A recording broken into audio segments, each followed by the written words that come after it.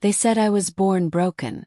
Child who could not cry, could not laugh, could not scream for help. The midwife held me in her hands and shook her head. My mother waited for the sound of my first cry. But I gave her nothing but silence. My father walked out of the room that same night. He never came back. My mother kept me anyway. She held me close and whispered that silence was not emptiness. She said some souls are simply too deep for words. But the village did not agree.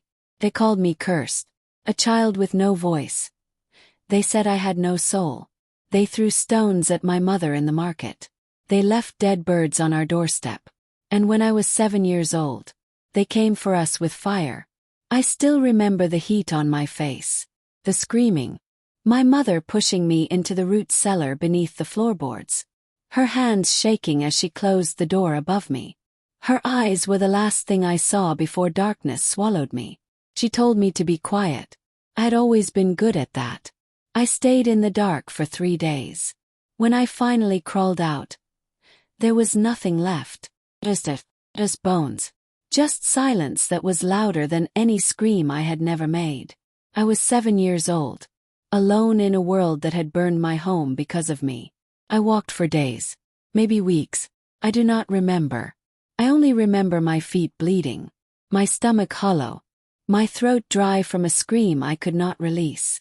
I wanted to die, but the silence would not let me. And then, I found her. Deep in the blackened forest where no one went anymore.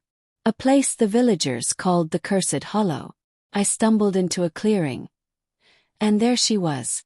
A dragon. But not like the stories. She was not breathing fire. She was not guarding gold. She was lying in a pool of her own blood. Her side torn open by a hunter's spear. Her scales were the color of dying embers. Dark gray. Fading. Her eyes were closed. I should have run. Every story I had ever heard told me to run. But I had no voice to scream. And maybe that is why I did not run. I walked toward her. Slowly. Step by step. She opened her eyes when I was close enough to touch her. Her eyes were the color of molten gold.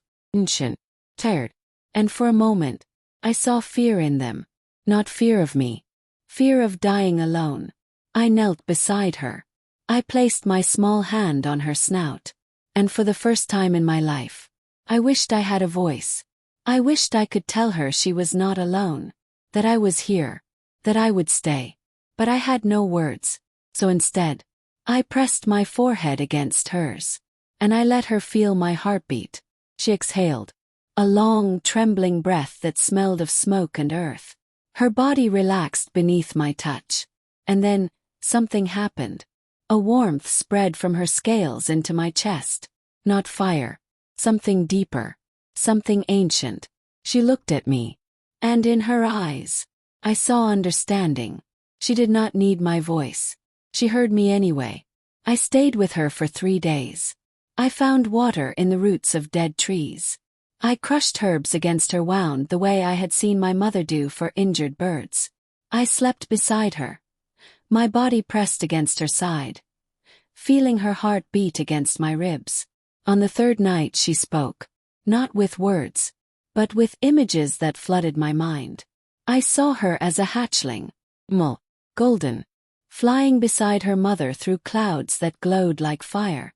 I saw her watching humans from the mountains, not hunting them, protecting them, turning away hunters who strayed too close to dangerous cliffs. I saw her alone. As the world grew silent, as the forests died, as the humans forgot that dragons ever protected them. And I saw the hunter who found her. A man with cold eyes and a spear made of iron. He did not see a protector. He saw a trophy. He struck her from the sky. And she had been bleeding in this hollow ever since. Waiting to die. When the vision faded, I was crying. Silent tears streaming down my face. She looked at me. And I understood something. She was not the monster they said she was. She was like me. Broken. Alone. Waiting for someone to see her. I decided then that I would not let her die. I was 8 years old. Had nothing. No home. No food. No voice. But I had her. And she had me. I built a shelter against her side. I gathered moss to keep her warm. I chewed roots and berries into paste and pressed them against her wound. Weeks passed, then months. Her wound began to heal. The color returned to her scales. The light returned to her eyes. And slowly, I began to heal too. She taught me things no one else could.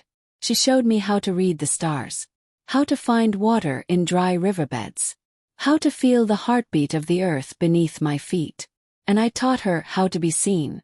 Every night I sat beside her and told her stories, not with words, but with my hands, with my eyes, with my silence. She understood. She always understood. The village found us when I was 10. They came with torches, with pitchforks, with the same fear that had burned my mother. They called her a monster. They called me cursed. They said they had come to save me. But I did not need saving. I needed her. I stood in front of her, my arms spread wide, my mouth open in a scream that would not come. They laughed at me. Mute boy. Defending a beast. But then she moved. She stepped forward, her massive body rising behind me, her golden eyes fixed on the villagers. She did not roar, did not breathe fire. She simply stood beside me. And for the first time, the villagers were silent. They saw a boy who had nothing, a dragon who could have destroyed them. And they saw that we had chosen each other. One by one, they lowered their torches. Not because they understood, but because they were afraid of something they could not explain. They left us alone after that. The years passed. I grew taller, stronger. My silence became my strength.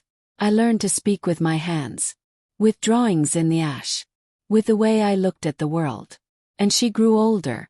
Her scales turned from ember to ash. Her wings, once able to carry her across the sky, grew heavy.